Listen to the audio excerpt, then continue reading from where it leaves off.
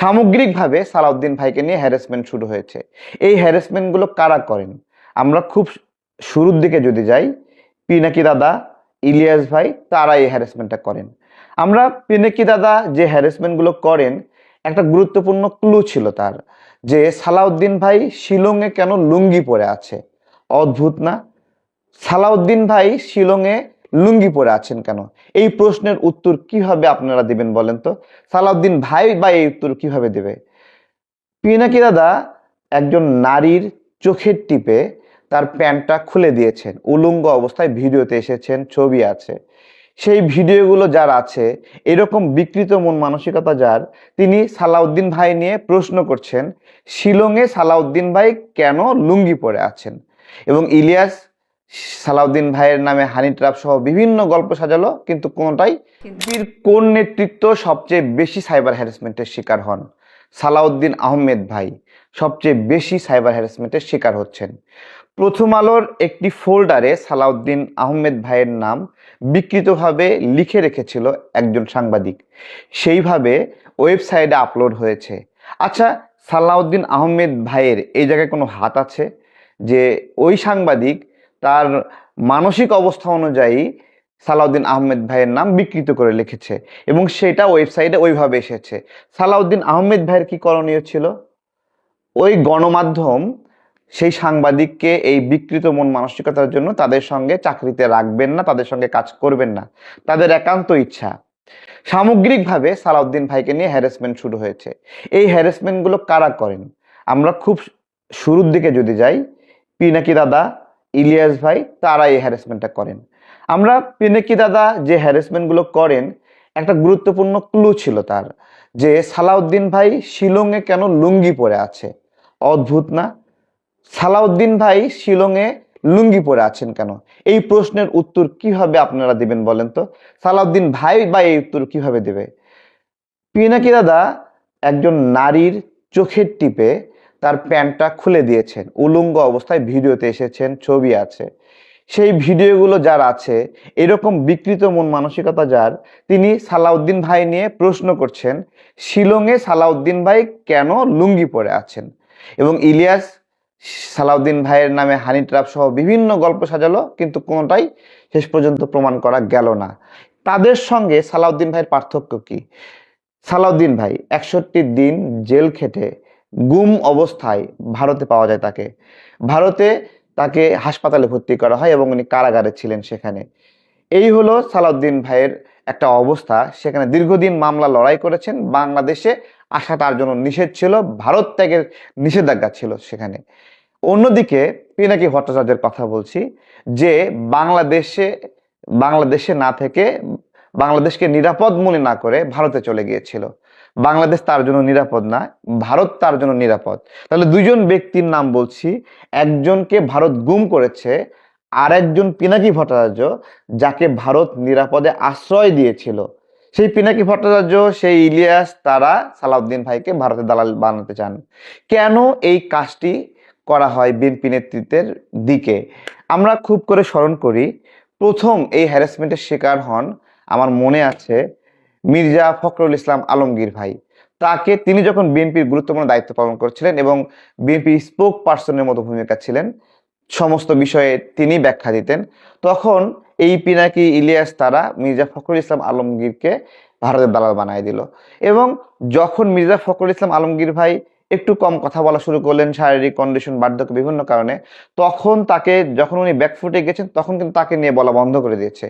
এরপরে কথা বলা শুরু করেছিলেন কিছুটা মাঠ পর্যায়ে। সালাউদ্দিন ভাই তখনও দেশে আসেননি। আমির খসরু ভাই, আমির খসরু ভাই ভারতের প্রতিনিধির সঙ্গে একটা মিটিং করেছে। সেই মিটিংয়ের একটা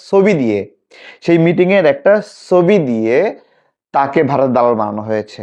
এবং যখন উনি কথা বলা বন্ধ করেছেন, এরপরে সালাউদ্দিন ভাই কথা বলা শুরু করলেন, তখনও সালাউদ্দিন ভাইকে আবার ভারতের দালাল বানানো হলো।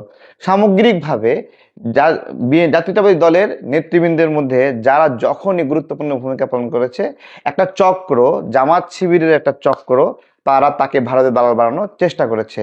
বাস্তবতা কি? বাস্তবতা হলো, আমরা দেখলাম যে এইদিকে জামাতের আমির শফিকুর রহমান তিনিও ভারতের সঙ্গে মিটিং করেছেন, 6 মাস গোপন রেখেছিলেন। যখন রয়টার্স তাকে প্রশ্ন করেছে, কারণ রয়টার্স সব জেনেই প্রশ্ন করেছে যে ভারতের সঙ্গে আপনার মিটিং হয়েছিল, তখন সে প্রকাশ করেছে। তার আগ পর্যন্ত সে লুকিয়ে রেখেছিল। তো যারা এইভাবে লুকিয়ে রাখে তারা ষড়যন্ত্রমূলকভাবে বিএনপি নেতৃবৃন্দকে আবার ভারতের দালাল বানানোর চেষ্টা করে। এর আগে আমরা একটু স্পষ্ট করি, রুমিন ফারহানা আপু যখন বিএনপির বিষয়গুলোতে ব্যাপকভাবে যুক্তিতর্ক দিয়ে কথা বলতেন এবং তিনি অন্যায়ভাবে অন্যায়ভাবে বিভিন্ন ভিন্ন মতের রাজনীতি ব্যক্তিদেরকে আটক গ্রেপ্তারের বিরুদ্ধে কথা বলছিলেন, তখন রুমিন ফারহানা আপুকেও স্যাবোটেজ করা হয় এবং তাকে ভারতের দালাল বানানো হয়, এবং তার পক্ষে যদি কেউ কথা বলে সেও ভারতের দালাল হয়ে যায়। কিন্তু যখন রুমিন ফারহানা আপু স্বতন্ত্রভাবে নির্বাচন করলেন, তখন থেকে তাকে ভারতের দালাল বলা বন্ধ হয়ে গেছে। সুতরাং এই যে সালাউদ্দিন ভাইকে যে স্যাবোটেজ করছে, সালাউদ্দিন ভাইকে বারবার দালাল বলছে, যারা এটা বলছে তারা কি সালাউদ্দিন ভাইয়ের যোগ্যতার আশেপাশেও আছে? আমার খুব মনে পড়ে যখন সংস্কার কমিশনে আমরা আলোচনা করছিলাম, যখন আলী রিয়াজ সাহেব অথবা আপনার সুশাসনের জন্য নাগরিক তারা বা বিভিন্ন রাজনৈতিক দলেরা কোনো বিষয়ে বুঝতে পারছেন না, তখন সেই বিষয়গুলো পরিষ্কার করতেন সালাউদ্দিন আহমেদ ভাই। এবং সালাউদ্দিন আহমেদ ভাই একটা চলন্ত লাইব্রেরি, চলন্ত সংবিধানের বিশেষজ্ঞ, যাকে আপনি যেই প্রশ্ন করবেন সেই প্রশ্নগুলো উত্তর দিতে পারে। এবং দেখুন, একটা ছোট্ট প্রশ্ন যে রাষ্ট্রপতি কেন ভাষণ দিবে, রাষ্ট্রপতি ভাষণ বয়কট করলো জামাত, এই বিষয়ে জামাত আবার 50 ঘন্টা এর ব্যাখ্যা করতে চাইলো, তারা কথা বলবে এই বিষয়ে। তখন সালাউদ্দিন ভাই কি উত্তর দিয়েছিলেন, যেই বিষয়ে আপনারা বক্তব্যই শুনলেন না সেই বিষয়ে আপনারা 50 ঘন্টা আলোচনা করেন, এবং সেই সেই জায়গাটাতে ব্যাখ্যা কিরকম ছিল। এবং সবচেয়ে গুরুত্বপূর্ণ বিষয় সংবিধান বিষয়ে যে বলেছিল যে সংবিধান অনুযায়ী শেখ হাসিনা 29 সাল পর্যন্ত ক্ষমতায় আছে, এটার ব্যাখ্যা উনি কিভাবে দিয়েছিলেন, যে শেখ হাসিনা বাংলাদেশ থেকে চলে গেছে তখন আপনারাই রাষ্ট্রপতির কাছে গেছেন, একটা নির্দিষ্ট ধারা অনুযায়ী আপনারা ব্যাখ্যা চাইছেন, রাষ্ট্রপতি সেই অনুযায়ী অন্তর্বর্তীকালীন সরকার গঠন করে দিয়েছে, আপনারা শপথ করেছেন, আপনারা সরকার চালাইছেন, এবং এখন এসে বলছেন শেখ হাসিনা 29 সাল পর্যন্ত ক্ষমতায় আছে। সামগ্রিকভাবে সালাউদ্দিন ভাইয়ের মেধা, প্রজ্ঞা, যোগ্যতা তার সঙ্গে প্রেরণা উঠে তাকে বিভিন্নভাবে মিথ্যা তথ্য দিয়ে স্যাবোটেজ করেছে। এবং তার শেষ পর্যায়ে আমরা দেখলাম যে প্রথম আলোর একটা ফোল্ডারে তার নাম কি নামে লেখা আছে, প্রথম আলোকে কিন্তু তারা খুবই ঘৃণা করে। তাহলে প্রথম আলোর ফোল্ডারে এইরকম লেখা থাকাতে তাদের খুশি হওয়ার কথা, এবং তারা খুশি হয়ে এখন সালাউদ্দিন ভাইয়ের দায় কোথায়, এখানে সালাউদ্দিন ভাইয়ের দোষ কোথায়? এই পুরা ঘটনায় কোনো দোষ নাই, কিন্তু সালাউদ্দিন ভাইকে ধাক্কা মারতে ভাল লাগে, কারণ সালাউদ্দিন ভাই তার মেধা, যোগ্যতা, বুদ্ধিতে কথা বলেন, তিনি আগ্রাসী না, তিনি হিংস্র না, সুযোগ পেয়ে বসেন। এই সুযোগগুলো যখন মির্জা ফখরুল ইসলাম আলমগীর ভাই ছিলেন তার উপর তারা প্রয়োগ করেছে, এইটা আমির খসরু ভাইয়ের উপর প্রয়োগ করেছে, এইটা রুমিন ফারহানার উপর প্রয়োগ করেছে, এবং এইটা সামনে বিএনপিতে আরো কেউ যদি গুরুত্বপূর্ণ ভূমিকা পালন করে তার ক্ষেত্রে তারা প্রয়োগ করবে। তারা তো পারলে তারেক রহমানকেও ভারতের দালাল, আমাদের মাননীয় প্রধানমন্ত্রীকে ভারতের দালাল বানায় দিতে চায়, কিন্তু তাকে তো আবার মানে এটা বানানো সহজ না, কারণ তার বাবা তো জিয়াউর রহমান, শহীদ প্রেসিডেন্ট জিয়াউর রহমান, তার মা বেগম খালেদা জিয়া, যারা ভারতের পিঠে চাবুক মেরে অভ্যস্ত। সুতরাং জাতীয়তাবাদী দল বিএনপি আজকে যে ক্ষমতায় আছে, আমাদের মাননীয় স্বরাষ্ট্রমন্ত্রী সালাউদ্দিন ভাই যে দায়িত্ব পালন করছে, পররাষ্ট্র মন্ত্রণালয়ে খলিল সাহেব আছে, সামগ্রিকভাবে অর্থ মন্ত্রণালয়ে আমির খসরু ভাই আছে, সবকিছু মিলিয়ে যে সুন্দর ব্যবস্থাপনা, এই ব্যবস্থাপনা জামাত হজম করতে পারছে না। একটা গুরুত্বপূর্ণ খবর দেই, সীমান্তে নাগরিক হত্যা 0 পর্যায়ে আসছে। আমরা দীর্ঘদিন বছরের পরে বছর এই লড়াইটা করছিলাম যে কেন আমাদের সীমান্তে নাগরিক হত্যা হবে, কেন সরকার বলিষ্ঠ ভূমিকা পালন করতে পারবে না।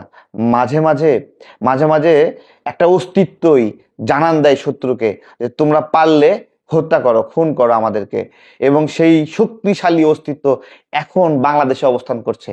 বিএনপি অন্তত এমন একটা দল না যারা প্রেস ব্রিফিং করে ভারতের সঙ্গে বন্ধুত্ব চাবে, যেটা জামাতের আমির বলেছিল, ভারতের সঙ্গে শত্রুতা চাই না, ভারতের সঙ্গে বন্ধুত্ব চাই। এই বিষয়গুলোকে আমরা ভুলে গেছি। নাকে খড় দিয়ে 28 আগস্ট 2024 সালে জামাত সংবাদ সম্মেলন করে ভারতের সঙ্গে আপোষ করেছিল, এবং 31 আগস্ট 2024 ভারতের পক্ষ থেকে বলা হয়েছিল জামাতের বন্ধুত্বের আহ্বান তারা বিবেচনা করবে। এই যাদের পরিচয়, তারা সালাউদ্দিন আহমেদ ভাইকে দালাল বানাতে চায়, খসরু ভাইকে দালাল বানাতে চায়, মির্জা ফখরুল ইসলাম আলমগীর ভাইকে দালাল বানাতে চায়। একটা সুন্দর বাংলাদেশ তৈরি করার পথে বাধা এই যে পিনাকি, এই ইলিয়াস, এই মববাজরা, হ্যাঁ, এই মববাজরা মানুষকে ভারতের দালাল মনে করে, কিন্তু নিজেরা নিরাপদে ভারতে গিয়ে অবস্থান করেছিল, তাই নয় কি? কয়েকদিন আগে এক সমন্বয়ক দিল্লি না ঢাকা স্লোগান দেয়, সারাক্ষণ সারাক্ষণ স্লোগান দেয়, সেও ভারতে গেছে ভিসার জন্য, গেছে না? বিটকয়েন নিয়ে ওখানে বিব্রত হয়েছে না? তো এইগুলো হলো অবস্থা। আমরা ভারতের আগ্রাসনকে কিভাবে দেখি? ভারতের আগ্রাসন আমরা রুখে দেওয়ার জন্য যে পরিকল্পনা, এটা তারেক রহমান বলেছে, করব কাজ গর্ব দেশ, সবার আগে বাংলাদেশ, সবার আগে বাংলাদেশ, বাংলাদেশকে সবার আগে বিবেচনা করেন, তাহলে আপনি ভারতের দালাল হবেন না, তাহলে আপনি ভারতের কাছে মাথা উঁচু করে থাকবে। সবার আগে বাংলাদেশ মানে কি? আপনি একটা স্বনির্ভর বাংলাদেশ তৈরি করবেন, যেই দিন এই দেশের মানুষ স্বনির্ভর হবে, কারো কাছে মাথা নিচু করতে হবে না। আর যদি আপনি পরনির্ভর হন, তাহলে ভারতের কাছে মাথা নিচু করতে হবে, আমেরিকার কাছে মাথা নিচু করতে হবে, রাশিয়ার কাছে মাথা নিচু করতে হবে, চায়নাকে বাপ ডাকতে হবে। তো বাংলাদেশ যখন সবার আগে বলবেন, তখন আপনি কাউকে বাপ ডাকতে হবে না। ভালো থাকবেন সবাই, আসসালামু আলাইকুম।